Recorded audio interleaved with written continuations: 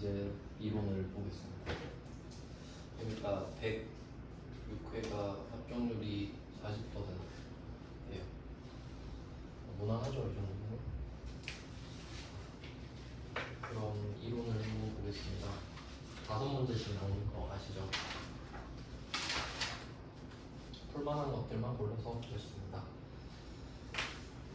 앞에 5문제는 재무. 참고로 A형이랑 B형 이렇게 주잖아요. 제가 알기로는 그 A형과 B형이 문제가 다르면 안 되죠.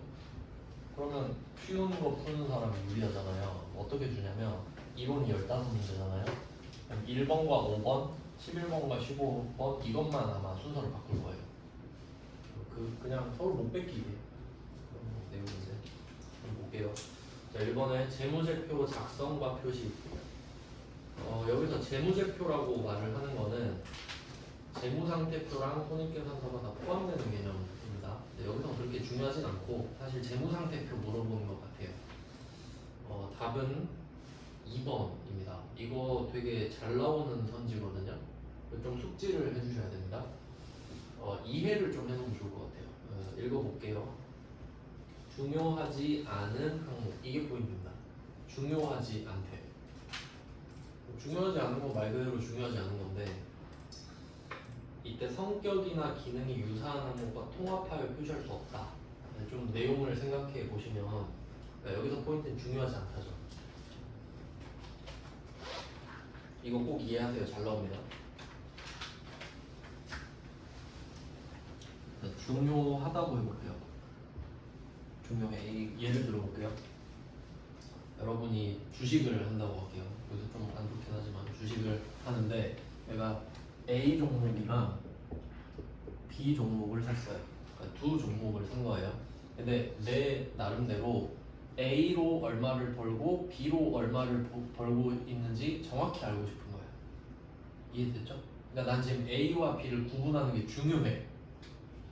그럼 이때 만약에 A로 내가 뭐 200만 원 벌고 뭐 B로 50만 원을 잃었다고 합시다. 이런 상황이에요. 근데 이거를 합쳐서 보면 안 되죠. 왜? 중요하잖아요. 지금 A로 얼마 벌고 B로 얼마 버는지 중요하죠. 그럼 이 말은 중요하면 합칠 수 없어요. 왜? 중요하니까. 지금 A랑 B랑 각각 중요한 거 아니에요? 그럼 중요하면 어떻게 한다고? 통합할 수 없다. 그러니까 중요하면 통합할 수 없죠. 근데 만약에 내가 안 중요해. 뭐 A가 얼마고 B가 얼마면 어떠냐. 그냥 난 지금 150 번 거 아니야? 이럴 수 있죠. 그럼 안 중요하죠. 그럼 어때? 그냥 플러스 150 통합할 수 있죠. 이해됐죠? 이렇게 끝내야 돼요. 그러니까 중요하지 않으면 통합할 수 있다. 그럼 중요하지 않다 그랬잖아요. 그럼 통합할 수 없나요? 아니, 있지. 왜? 안 중요하니까. 그러니까 그냥 말 안에 뜻이 있는 거예요. 안 중요하니까 합치지. 그럼 중요하면 합치면 안 되지. 이렇게 되면 이게 진짜 잘 나옵니다. 이걸 이해하는 사람이 별로 없으니까 그렇겠지. 그리고 나머지도 한번 분석을 해볼게요. 1번 자산과 부채는 1년을 기준으로 이렇게 하는데 여기 1년 기준이랑 원칙을 표시하셔야 돼요. 1년 기준 원칙. 1년을 원칙으로 하는 게 맞아요. 이거 원칙 강조한 건데 예외도 있죠. 예외 이것도 잘 나오는데 원칙은 1년이고 그러니까 유동 비유동 구분하는 거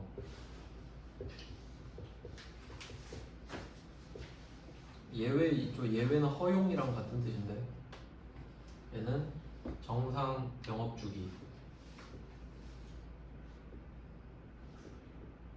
정상 영업주기 이것도 나옵니다.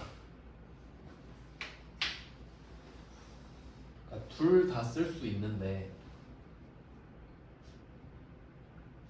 여기서는 굳이 원칙을 말하죠.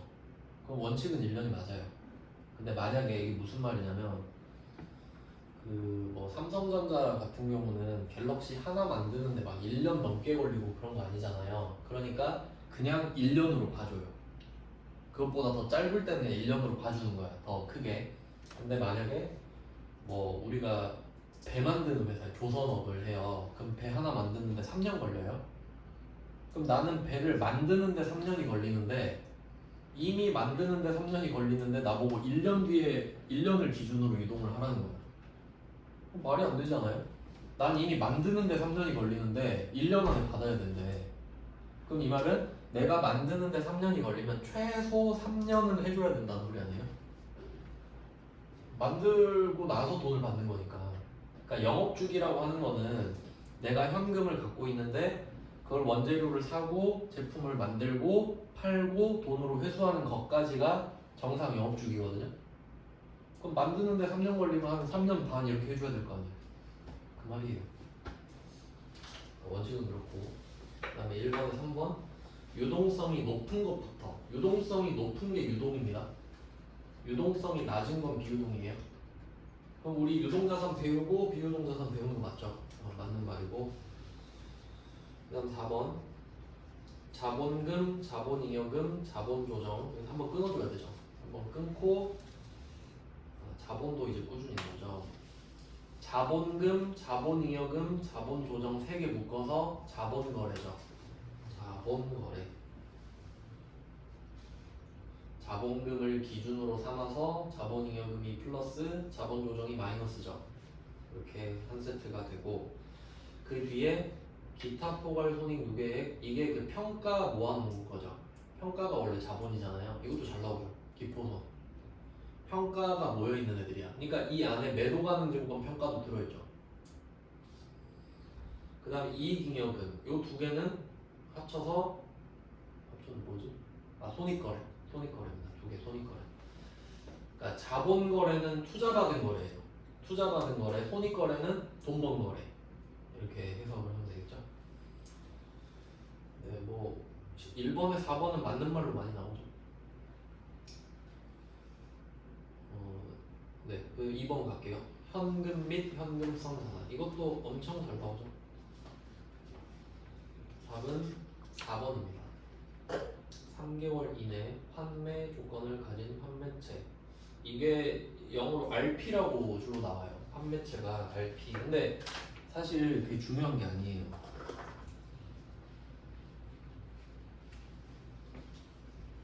현금 및 현금성 자산 하면 답이 정해져 있어요. 현금 및 현금성 자산. 그러면 이게 분류가 두 개밖에 없잖아요. 현금이랑 현금성 자산 이렇게 나오죠. 그러면 여기에는 어떤 애들이 나오냐면 그 동전지폐는 아시죠? 동전지폐랑 외국 동전지폐도 맞죠? 현금. 그리고 보통 예금, 당좌예금 맞죠? 근데 그 현금 예금들이 사용의 제한이 없어야 돼요. 그 말은 여러분이 막 1억을 갖고 있는데 내가 전세집 구하느라 보증금으로 1억을 맡겼어요. 그럼 내 1억이긴 하죠. 근데 이거 보증금으로 맡겨놨지. 그럼 사용에 제한되어 있는 거 아닙니까? 그럼 회계에서 현금은 그 형태가 현금인 걸 물어본 게 아니라 지금 쓸 수 있는지 그거 물어보는 거죠. 그러니까 제한이 없는 걸 전제로 깔고 가는 겁니다. 그래서 그렇게 보면은 밑에 1번에 사용 제한 기간이 1년 이내인 보통예금 써있죠. 그럼 이 말은 내가 지금 보증금 걸어놨는데 한 10개월 뒤에 보증금 돌려받는다는 소리거든요. 근데 이건 현금 아니지. 왜 지금 못 쓰잖아요. 그 말입니다. 그러니까 총알이 있냐 없냐예요. 그래서 1번 안 되고. 그러면 현금은 그렇게 분류하시면 되고, 그리고 그 뭐 통화 대용증권 이렇게도 말을 하는데, 그럼 현금성 자산을 생각해 보면 이게 같은 말이 통화 대용증권 이렇게 나와요.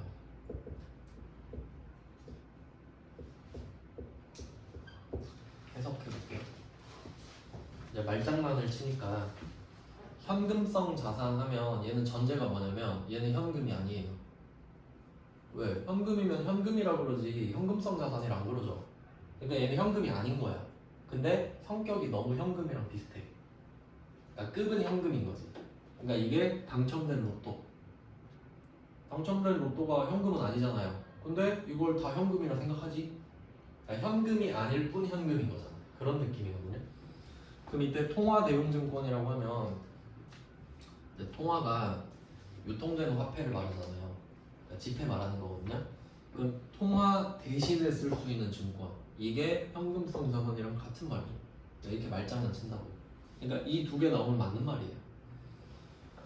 그런데 일단 여기에서 구체적인 사례가 나오면은 취득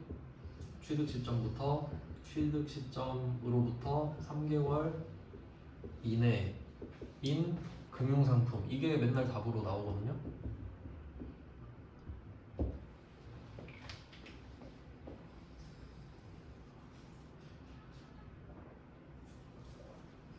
현금 및 현금성 자산하면 얘부터 찾으시면 돼요. 취득 시점으로부터 3개월 이내의 금융상품인가. 그럼 이 말은 지금 환매체라고 돼 있잖아요. 그러니까 매가 팔다고 했지? 매매할 때. 그리고 환자는 그 동그랗다 뭐 돌다 이런 뜻이죠. 환입할 때. 그럼 이건 뭐냐면 내가 저기 그 금융기관 가가지고 투자할 거 없냐 물어보니까 3개월짜리 환매체가 있대요. 그럼 그 말은 뭐냐? 내가 100만 원짜리 환매체 이거 있는데 이걸 사요. 100만 원짜리 물건을 사는 거예요. 그리고 이걸 상대방이 3개월 뒤에 다시 사가. 그 환매예요. 그럼 얼마에 사가냐? 100만 원 사가겠지. 대신 그 사이에 이자를 조금 주지. 결국 빌린 거잖아요. 우리한테 돈 빌린 거잖아. 그런 거예요. 그러니까 단기 투자 자산 이런 느낌이죠. 그럼 이게 현금성 자산으로 보잖아요. 그러면 회계에서 3개월은 초단기로 보거든요. 왜? 1년 안도 유동으로 보잖아요. 그러니까 이걸 좀 잘 생각해 보면은 우리가 유동자산의 범위 설정할 때 유동자산의 범위는 최대 2년입니다. 맞아요? 그러니까 올해 1월 1일에 딱 시작을 할 때 오늘부터 유동자산이 언제까지냐 하면 내년까지잖아요. 그러니까 최대 2년이야 유동은.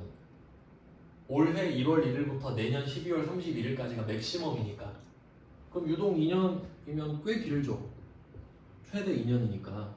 근데 그에 비해서 현금성 자산은 3개월이네. 이해되시죠? 3달 안에 돈이 된다잖아요. 그럼 아예 그 정도면 현금이지. 이런 느낌인 거예요. 근데 전 지금 현금이 아닌데요. 3달이면 금방 오잖아. 현금이야. 이런 느낌. 그럼 4달 뒤에 제가 사주는 거예요. 그럼 그건 현금은 아니죠. 근데 유동자산은 맞지. 이렇게 구분하셔야 된다고. 그러니까 그 유동자산 안에서도 초단기 현금만 보는 거예요. 지금 현금이 얼마 있는지 찾는 거예요. 그래서 1번은 나가린 거지. 1년을 어떻게 기다리냐 이거지. 3개월만 봐줄 건데. 그 다음에 2번 취득 당시 만기가 1년이네. 1년 못 기다리죠. 그러니까 1번과 2번이 뭐가 달라요? 어차피 1년 기다려야 되는 거예요. 그럼 1년 못 기다리니까 아니고. 4번은 어때요? 3개월 이내죠. 그럼 우리가 판매체가 뭔지 몰라도 돼.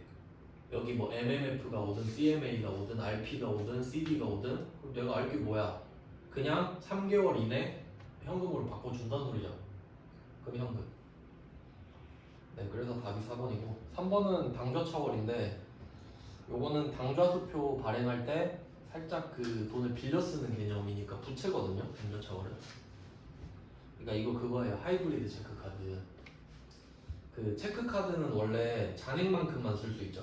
근데 잔액을 다 쓰면 뭐 30만 원까지 더 쓸 수 있다. 그런 카드가 있어요. 그럼 그때 잔액 다 털리고 내가 신용카드 부분으로 쓰는 게 당좌차월이에요. 그러니까 부채지. 여기는 나오면 안 되죠, 얘는. 아예 상관이 없습니다. 1번, 2번은 지금 다 쉽습니다. 결과적으로. 그 다음에 3번 유동부채. 와, 이것도 개꿀이에요. 유동부채는 5개 나왔는데 왼쪽에 3개입니다.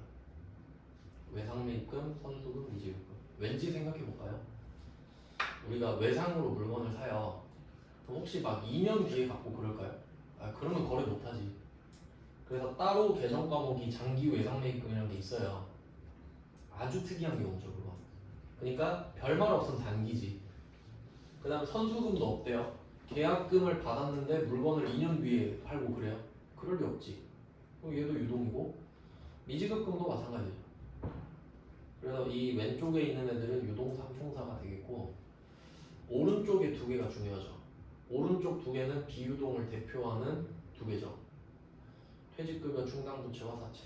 이유를 말씀드릴게요. 얘네들을 시험에 내는 이유는 이름에 장기가 안 붙어 있잖아요. 근데 장기잖아요. 그럼 맥락을 생각해 보시면 퇴직급여 충당부채는 우리 회사 직원들 있잖아요. 그 직원들이 12월 31일 기준으로 다 퇴사하면 얼마를 줘야 되지 이거예요. 그러니까 부채죠. 근데 내년에 퇴사한다고 생각하나요? 아니죠. 언젠가 퇴사한다 생각하죠. 언젠가. 그러니까 장기예요. 언젠가 하겠지. 그런 느낌이라서 장기.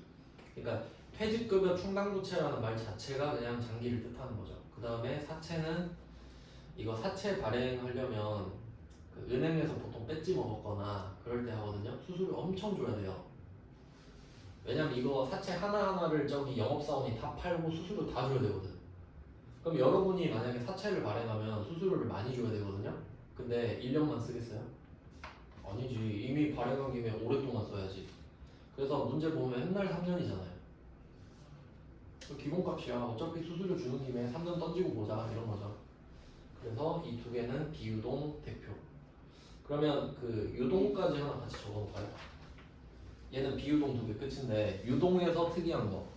유동 하나 왼쪽에 같이 적어놔요. 유동성 장기부채.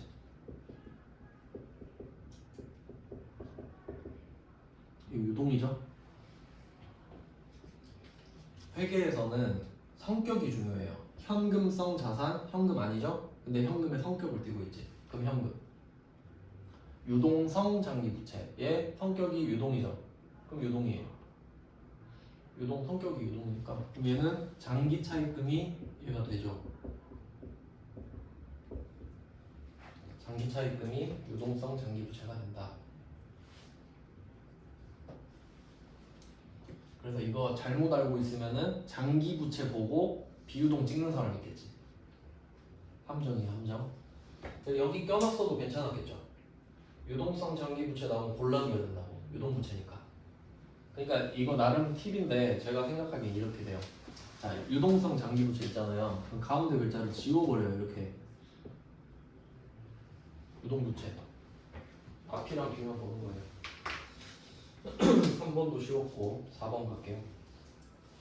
유가증권. 이것도 푸셔야 되죠. 이제 다 세무 2급 때는 이건 다 풀어야 됩니다. 1번, 5번은. 자, 4번은 유가증권입니다. 1번 단기 매매증권에 대한 미실현 보유손익. 여기서 미실현 보유손익은 평가손익입니다. 엄청 잘 나오는 말인데 평가손익. 이 말이 너무 쉬우니까 이거 보면 누가 봐도 아 평가하는구나 이러잖아요. 그래서 이거 대신에 미실현 보유손익을 씁니다.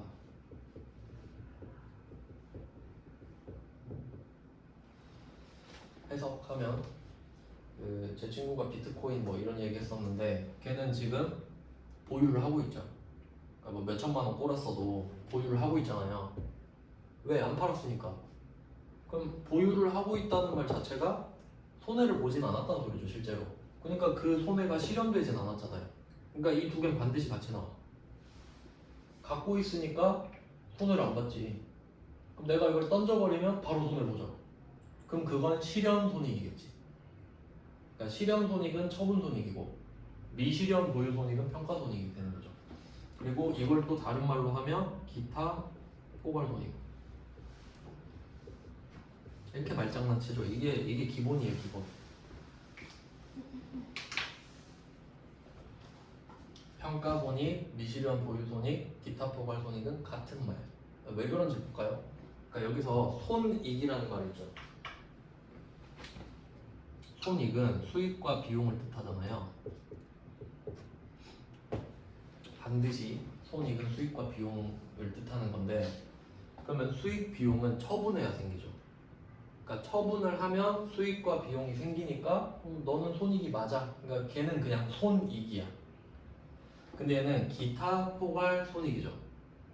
그럼 만약에 10만 원짜리 주식이 11만 원이 됐어요.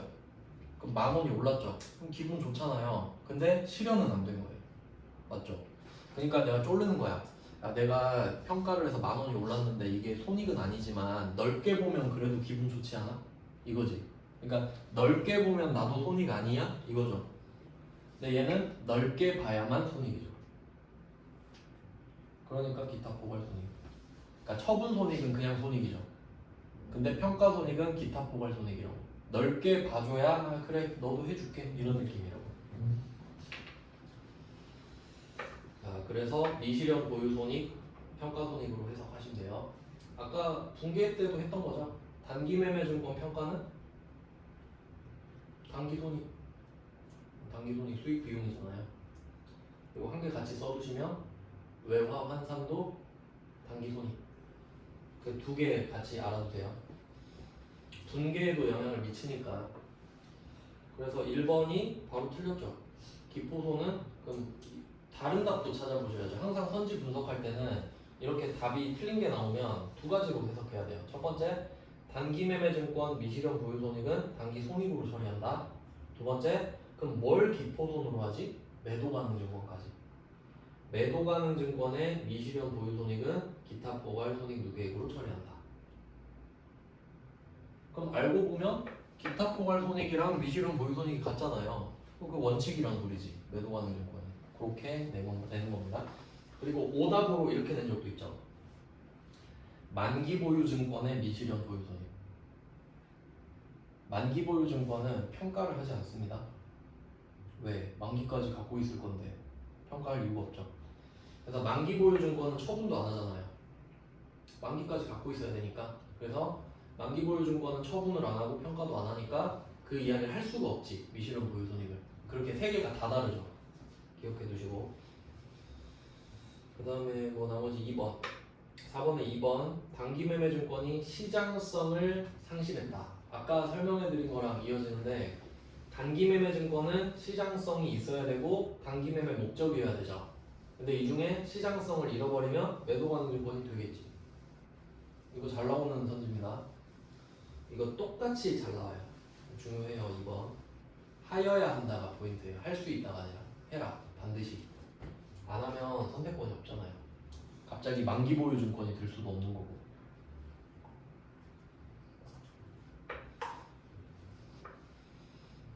그 다음에 3번 아까 그거 나왔네. 매도 가능 증권에 대한 미실현 보유 손익은 기포 손이다. 맞죠?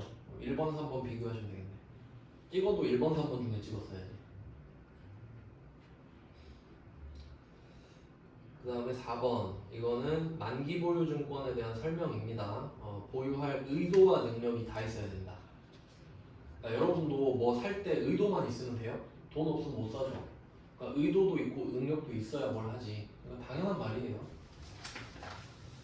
그 다음에 5번 자본이네요. 이거 중요한 문제네. 자본 문제가 난이도가 좀 높죠. 자, 자본에 영향을 미친다. 이거 해석해야 되죠. 그럼 자본에 영향을 미친다 이 말은 자본 총액이 변한다 이 말이에요. 자본 총액이 변하냐고. 그래야 자본에 영향을 미치지 않을까요? 그러니까 반대로 생각해 보시면 그러니까 자본 안에서 막 바뀌는 경우 있죠. 자본 안에서 바뀌면 자본 전체는 안 바뀌죠. 그럼 자본에 영향을 안 미칠 거 아니에요. 그래서 자본 총액의 변동을 물어보는 문제입니다. 답은 좀 쉬운 것 같은데? 답은 3번이에요. 비품을 현금으로 샀다. 요거는 이것만 해봐도 솔직히 답 나오는데. 차변에 비품, 대변에 현금. 부가세는 여기서 이야기 안 합니다 보통. 그 재무회계에서는 일반적으로 부가세 얘기는 안 해요. 왜? 재무회계 세상이니까. 그럼 이 두 개를 쓰는 거예요.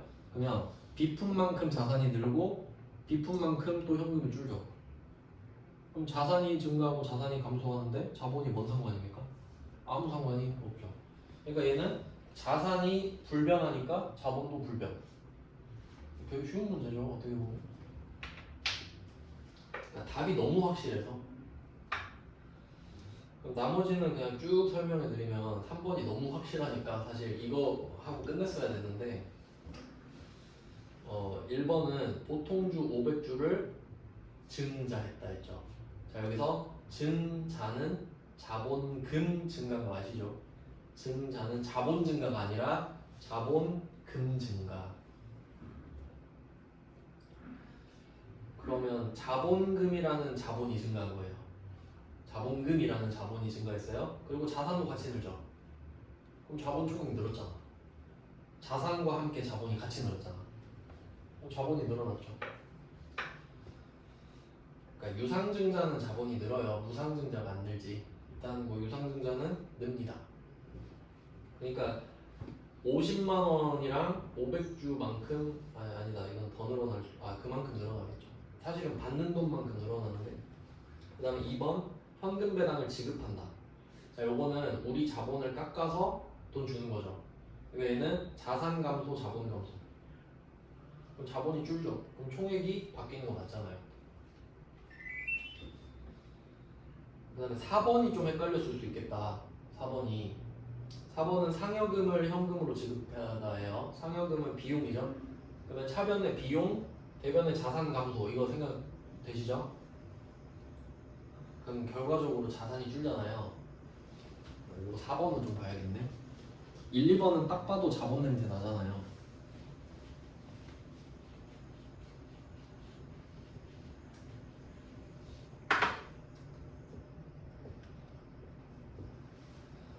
이건 그림으로 풀면 끝나요. 자산, 부채, 자본 이렇게 세 개가 있어요. 그럼 지금 상여금 200 줬죠? 그러면 자산 200 줄죠? 이만큼 200 줬잖아요. 비용은 저기 있고 자산 200 줄었어요. 그러면 이 말은 부채가 200이 줄거나 자본이 200이 줄었다는 소리예요. 그럴 수밖에 없죠. 근데 지금 부채가 줄어들 이유가 있나요? 없죠. 퇴직금 줬으면 줄어들 수 있지. 근데 월급 주는 건 그냥 비용이죠? 그럼 얘는 부채가 주는 게 아니라 자본이 줄죠. 그러니까 자본 감소.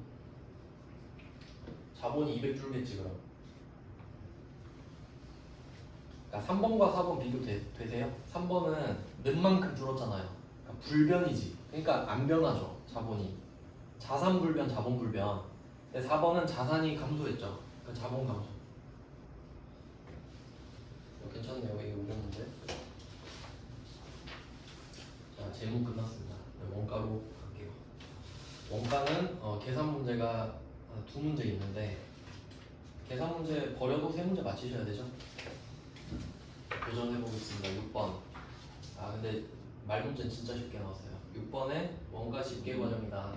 자, 답은 1번인데 단기 제품 제조 원가 이제 얘를 주인공으로 삼으시면 되거든요. 이거는 제가 한번 그려드릴게요. 왜 단기 제품 제조 원가가 중요한지. 우리가 제품을 만드는데 보통 원가 쪽에서는 주인공이 제공품이거든요.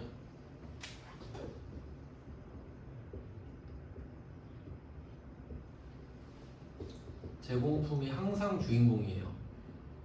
그러니까 얘가 제품의 양을 결정하는 애니까 얘가 주인공인데, 그럼 제공품 기초 있고 제공품 기말 있죠. 기초 기말. 제품도 기초 기말 있죠. 기본이죠 이거는.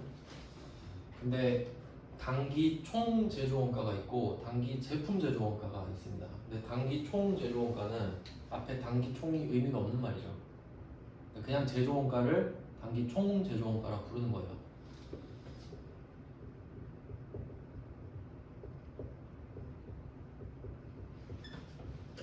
자, 그럼 단기 총 제조 원가는 이게 직재, 직노, 재간이거든요. 직접 재료비, 직접 노무비, 제조 간접비. 세 개를 합친 거는 그건 뭘 뜻하냐면 돈을 쓴 건 확실한데 어떤 성과가 났는지 모른다는 뜻이에요. 그냥 쓴 건 확실해. 왜냐면 썼으니까. 그래서 그 쓴 만큼 제공품이 늘었겠지라고 생각하는 거예요. 뭐라도 했으니까. 덜 만들어진 거니까 그냥 때려 넣는 거예요. 자, 근데 제공품 입장에서는 이건 그냥 쓴 돈이고 제공품 입장에서 의미 있는 돈은 제품을 완성시켰을 때 든 돈이죠. 그게 제품 제조원가 아니에요. 그러니까 제조원가랑 제품 제조원가는 다르지. 제조원가는 그냥 쓴 돈. 제품 제조원가는 제품을 완성시킨 데 쓴 돈이에요. 그러니까 제공품 입장에서 제품 제조원가는 감소죠. 왜? 제품을 완성시키느라 쓴 돈만큼 제공품이 줄어들잖아요. 왜? 제품이 되니까.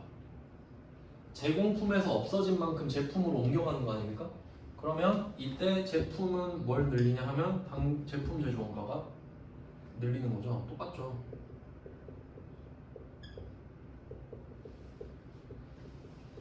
그래서 요게 포인트입니다. 그러니까 이게 이렇게 이어진다는 거예요. 제공품한텐 감소인데 제품한텐 증가잖아요. 그러니까 이거 내겠지 당연히. 그래서 원가 하면 아 제품 제조 원가 내겠지 이 생각하시면 돼요. 뭐 낼 게 없잖아요 이거밖에. 그리고 이게 또 중요한 게 뭐냐면 얘 둘이 지금 붙어 있잖아요. 근데 엄밀히 말하면 소속이 달라요. 제공품은 원가 명세서 소속이고요. 이거 그 전300의 1급 4점짜리 문제에 나오는 거예요. 원가 명세서 다음 손익계산서 이렇게. 제품은 팔면 돈 번다 그랬잖아요. 제공품은 돈 쓰기만 하고, 그러니까 소속 자체가 다릅니다. 그래서 이 상황을 이해를 하시면 이거 가지고 말장난을 겁나 칠 수 있다는 걸 알 수 있지. 그럼 이 그림을 보면서 제가 말장난을 해볼게요. 제품 제조 원가는 제공품에도 있고 제품에도 있다. 맞는 말이죠. 제품 제조 원가는 원가 명세서에도 있고 손익계산서에도 있다. 맞는 말이죠. 그럼 이렇게 되면 다 틀려. 뭔 말인지 모르니까. 소속을 말하냐, 구체적인 내용을 말하냐 이건데 결국 같은 말이죠. 그럼 조금 더 디테일하게 물어보면 단기 제품 제조 원가는 제공품의 대변이다. 제품의 차변이다. 이거 물어보면 끝나요. 이거밖에 낼 게 없죠. 그리고 답을 찾습니다. 답은 1번이에요. 단기 제품 제조 원가는 제공품 계정의 차변? 대변. 나가야죠. 제공품에서. 제품이면 차변이겠지. 이것만 보면 딴 거 볼 필요 없죠.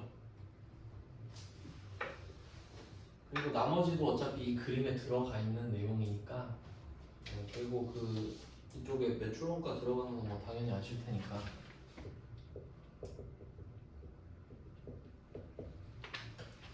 이 정도 그림은 좀 숙지를 해둡시다. 6번은 이렇게 풀었고요. 그다음에 7번에 말문제가 나오네요. 아주 잘 나오는 매몰 원가, 기회 원가 세트가 나오네요. 이 두 개는 세트로 항상 나오죠. 매몰 원가는 이미 되돌릴 수 없는 돈을 말합니다. 그러니까 여러분이 지금까지 살아왔던 과거가 전부 다 매몰 원가예요. 그러니까 여러분이 과거에 대해서 아무리 후회해봤자 소용없죠. 그거라고 그냥. 그러니까 결론은 매몰 원가는 아쉬워할 필요가 없는 내용이에요. 그럼 한번 읽어볼까요?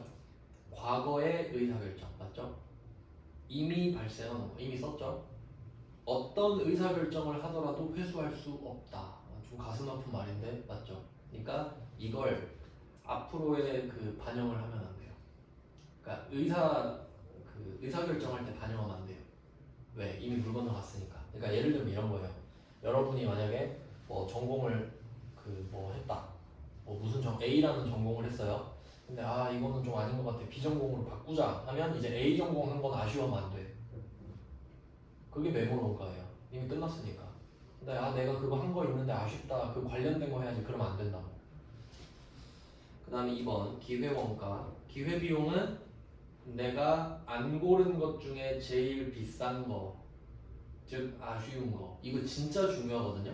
그러니까 경제에서 원가 하면 전부 다 기회비용이에요. 기회원가. 그러니까 만약에 저 입장으로 보면 저 이제 곧 퇴사하는데 그럼 저 입장에선 퇴사라는 결정을 했잖아요. 그러면 퇴사 전에 받고 있었던 월급이 나한테는 기회비용이었던 거야. 그럼 그 월급이 많으면 기회비용이 큰 거죠. 그 말은 아쉽단 소리야. 근데 기회비용이 작으면 안 아쉽단 소리야.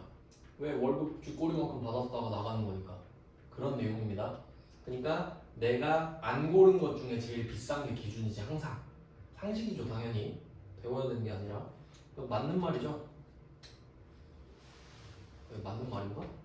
맞는 말인 것 같아요. 용어를 조금씩 바꾸네. 그러니까 이 자원을, 그러니까 나를 자원이라 합시다. 나를 이 회사 말고 딴 회사에서 부를 거예요 지금. 그럼 그때 얻을 수 있는 최대금은 맞죠? 그러니까 안 고른 것 중에 비싼 거 이 말이에요 결론. 그럼 3번 관련 원가. 의사결정 대안. 그러니까 내가 A를 고를 수도 있고 B를 고를 수도 있죠. 이때 차이가 나는 원가예요. 그럼 이게 관련된 거지. 뭐랑? 의사결정이랑. 이만큼 차이가 나니까. 뭐 영향을 주는 원가다. 그럼 이때 매몰 원가는 관련 원가가 아니죠. 매몰 원가는 관련 원가면 안 되지. 기회 원가는요. 아주 중요한 관련 원가지. 뭐 그런 거 아닌가요? 그런 느낌이라는 거지. 그 다음에 4번 회피불능 원가. 이거는 되게 중요한 말이죠. 회피불능 원가는 어쩔 수 없다죠. 이거 제가 계속 말씀드리는데 회피불능이라는 말 나오잖아요. 이거 정상입니다. 정상. 이거 꼭 그 패턴화 시키셔야 돼요. 그러니까 이게 회피가 불가능한 상황 자체가 정상이란 말이 아니라, 그러니까 우리가 어떤 일을 하다 보니까 피할 수 없는 거 있죠. 그러니까 나 내일 출근해야 돼. 피할 수 없잖아. 그럼 그게 정상이죠. 그러니까 이제 받아들여야 된다고. 내일 출근하기 싫은데 피할 수 없잖아요. 그럼 이제 출근은 정상이지 뭐 이렇게 받아들여야 된다고. 알겠죠 무슨 말인지? 그러니까 회피가 불가능한 상황이 정상이 아니고 정상으로 받아들인다고 이제. 그럼 이때 회피 불능인데 돈을 쓴 거면 얘는 원가, 영양가가 있는 비용. 근데 만약에 회피가 가능해요. 회피가 가능해. 회피가 가능해요. 그럼 이건 뭐예요? 비정상이죠. 이 말은 저의 상황으로 보면은 저는 이제 출근을 안 해도 됩니다. 이제 다음 주부터. 그러면 전 출근이라는 상황을 피할 수 있죠. 근데 갑자기 다음 주부터 또 출근하고 있는 거야. 비정상 아니에요? 안 할 수 있는데 왜 해? 그럼 그건 비정상. 그럼 얘는 쓸데없는 짓을 하고 있네요. 손실. 원가에서 이것만 알아도 맞힐 수 있는 거 많아요. 재고자산이랑도 관련이 있죠. 뭐 예시가 적합하진 않지만 맥락은 비슷하니까 그렇게 이해를 하시면 될 것 같고. 그러면 이미 근데 이름이 너무 쉽지 않나요? 회피가 불능인데 절약할 수 있다고? 할 수 있다가 가능이죠. 근데 불능은 할 수 없다 아니에요? 그러니까 뭐 절약할 수 없는 원가로 가야지. 그러니까 절약할 수 있는데 절약 안 하면 비정상이라고요. 근데 절약을 할 수가 없는 거야. 나 월세 안 내면 안 되잖아요. 그럼 그런 거는 정상으로 봐야 된다. 뭐 그런 의미입니다. 8번 갈게요. 요거 그거 원가 행태네. 행태. 이거 계단이네요. 계단. 네 번째 거다. 이거 답이 준고정비입니다. 준고정비. 이것도 그 시험 보기 전에 원가 한번 훑어보고 가셔야 될 텐데.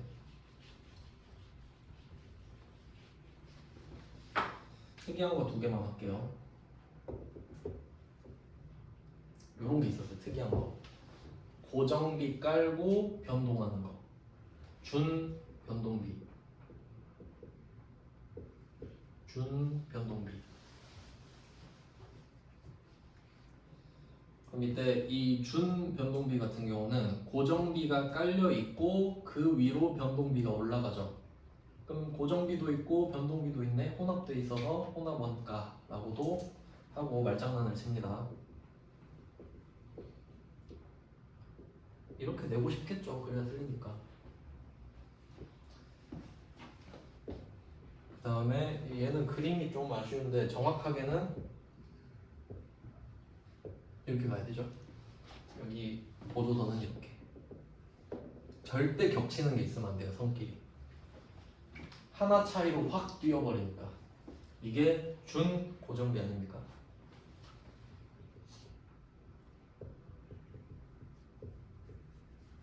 자, 얘는 뭐처럼 생겼죠? 스텝스.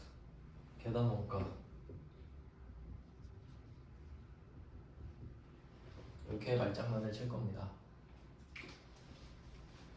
변동비, 고정비는 애칭이 없어요. 얘네들은 애칭이 있고요. 왜냐면 변동비, 고정비는 단위당 원가도 있는데 얘네들은 단위당 원가까지 보진 않거든요. 총 원가만 보거든. 그러니까 좀 아쉬운 대로 외칭을 붙여줬다 생각합시다. 그럼 고정비는 왜 얘 중고정비냐면 이거 보시면 이거 이 선 하나가 고정비죠. 이 선 하나가. 이 선 하나 고정비, 얘도 고정비, 얘도 고정비죠. 근데 멀리서 보면 변동비죠. 그러니까 고정 베이스로 가는데 멀리서 보면 변동비잖아요. 근데 얘는 고정 위에 변동이 올라가고. 그러니까 그 정도 차이가 있지. 둘 다 혼합원가인데 정확히 말하면. 한번 볼게요. 1번 변동 원가와 고정 원가가 혼합된 원가이므로 혼합 원가라고 한다? 아니죠. 혼합 원가는 고정 위에 변동 올라가는 거. 여러분 휴대폰 요금, 전기 요금. 기본료가 고정비잖아요. 그 위에 더 쓰면 올라가죠. 그걸 혼합 원가를 한다고.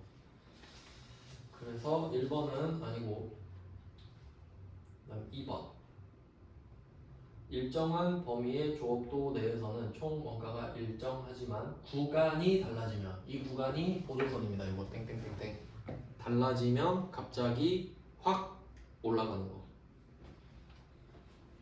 계단 원가를 설명하는 말이에요. 2번이 정답이고요. 그럼 일정한 범위는 여기겠죠. 이 선의 길이만큼.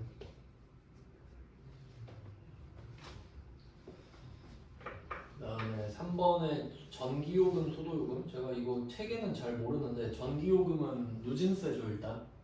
단일인지 그 모르겠는데 하여튼 누진세인데 얘는 그 준변동비에 가깝죠. 전기 하나도 안 써도 고정비는 있죠. 근데 쓰면 더 올라가는 구조니까. 휴대폰 요금도 같이 나옵니다. 전기요금, 통신비 맨날 같이 나와요. 그다음에 4번 조업도의 변동과 관계없이 일정하게 발생하는 고정원가. 그냥 고정원가 설명이에요. 조업도의 변동에 따라 비례하여 발생하는 변동원가. 뭐 얘도 변동원가 설명이죠. 두 가지 요소를 모두 갖고 있다? 이게 1번이랑 같은 말이에요. 1번과 4번을 합쳐서 준 변동비라고 보시면 되겠습니다. 고정비 위에 변동비가 올라가야 둘 다 있는 거지. 얘는 애매하게 섞어놓은 거잖아요. 그러니까 얘는 확실히 고정비, 변동비 다 있죠. 그러니까 혼합이라고 하는 거예요. 둘 다 보이니까 눈에. 다 풀만하네요. 좀 합격률이 높아서 그런가? 9번, 10번은 지킬게요. 이건 뭐 해봤자 기억 안 날 것 같아서 가성비 위주로 가죠. 말 문제 위주로. 그다음에 11번 부가가치세법. 이건 좀 할만하죠. 옳은 거 답은 하나씩 볼까요? 첫 번째 간접세 중요하죠. 간접세 맞습니다. 이건 부담하는 사람이랑 납부하는 사람이 다를 때 그러니까 담세자라 그래요. 담세자랑 납세자가 다를 때 간접세거든요. 그러니까 여러분 물건 사면 부담만 나서 부가가치세. 세무서에 내려간 적 없죠. 그럼 누군가 내주겠지. 그러니까 간접세. 그럼 직접세는 우리 배운 것 중에 소득세. 소득세 직접세입니다. 왜냐하면 부담하는 사람이랑 납세자 같죠. 근데 여러분은 연말정산의 형태로 회사가 해주니까 납세를 안 하는 거지 하는 거라 보시면 돼요. 여러분 대신에 회사가 해줍니다. 일단 가는 맞죠? 근데 이거 풀 때 요령 아세요? 가 같죠? 그러면 가 보고 밑에 바로 선지 마요. 근데 건질 게 없네 지금. 근데 나만 보면 될 것 같다. 나가 맞는지 틀린지만 보면 되잖아요. 자 보세요. 생산지국 과세원칙, 소비지국 과세원칙. 생산지국은 수출국이에요. 참고로 생산지국 과세원칙을 만약에 적용하잖아요. 그 왕따 당해요. 아무도 나랑 무역 안 해요. 왜? 다른 나라들 전부 다 소비지국 쓰고 있거든요. 그러니까 나랑 안 놀아준다고 생산지국 하면 그런 나라 없겠죠. 그러니까 말도 안 되는 거예요. 이론상만 있는 겁니다. 그러면 나 틀렸죠? 그럼 또 봐야 되구나. 2번은 제낄게요. 2번은 제끼고 그 다음에 다 부가세 지방세다? 국세. 세무서 가서 내니까. 지방세는 구청 가서 내는 거예요. 그러면 3번도 틀렸다. 그럼 답이 이게 또 1번, 4번 중에 나오구나. 쉽게 줘서 그런가 봐요. 4번은 라번은 전 단계 이거 많이 틀리겠다. 전 단계 세액입니다. 전 단계 세액. 이거 조심하세요. 이거. 이거 진짜 많이 틀립니다. 이거 제가 한번 보여드릴게요.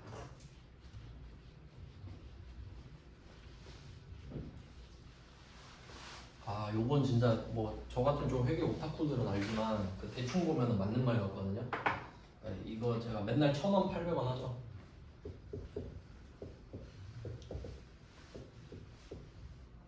천 800원 이거 예를 들게요. 전 단계 거래 공제법은 1,000원 빼기 800원 곱하기 세율이에요. 이렇게 구해요. 1,000원에서 800원을 빼버려. 그리고 10%를 때리는 겁니다. 그럼 그게 어떻게 보면 부가가치세가 맞지. 부가가치가 200원 창출됐으니까 거기에 10% 때리겠다. 그럼 이게 거래공제법이거든요. 근데 우리 이렇게 구하나요? 부가세? 아니죠. 각각 10% 구하고 10% 구하고 빼죠. 그럼 세액공제법은 1000 곱하기 10% 빼기 800 곱하기 10% 이렇게 가죠. 그럼 결과가 다른가요? 똑같죠? 근데 왜 이거 쓸까? 영세율 때문에. 그럼 영세율을 적용해 볼게요. 그러면 팔 때랑 살 때 이게 수출이에요. 그러면 이건 0%로 적용 가능하죠. 그리고 얘는 10% 그대로 쓸 수 있지. 그러니까 이렇게 분리해줘야 이 사람이 세액공제 다 받죠. 분리를 해줘야. 매출은 빵, 매입은 80. 그럼 이 사람 80원 받죠. 그럼 이 사람은 그런 거 없지. 알겠죠? 그러니까 세액공제를 해야 되는 이유가 있겠지. 근데 이거를 그냥 이렇게 제가 처음에 검은 글씨로 적은 것만 보면은 알 수가 없다고. 뭐야, 그럼 똑같은 거 아니야? 이렇게 되죠? 근데 우린 영세율을 알고 있어요. 그럼 영세율 적용 때문에 그렇다고 보셔도 되겠죠? 그러니까 거래액이 아니라 세액공제. 많이 틀렸겠죠, 이거. 답이 1번이잖아요. 그러니까 4번으로 찍은 사람 꽤 있겠지. 조심해야 됩니다. 거래액은 아니에요. 전 단계 세액공제법을 입에 붙여놔야 돼. 전 단계 세액공제법, 세액공제법. 네, 그 다음 12번. 요거는 이거 그냥 외울게요. 알려드릴 테니까. 자, 3번이 답인데 부동산 임대업이죠. 자, 이런 말 나오면 그냥 부동산 임대업 이러지 말고 건물주 이러세요. 그게 더 와닿죠. 부동산 임대업자 되고 싶으시잖아요. 그걸 우리가 건물주라 그러지 부동산 임대업자라 합니까 보통? 잘 안 하죠. 그러니까 건물주야 지금. 그럼 건물주가 이 건물로 돈을 벌 거예요.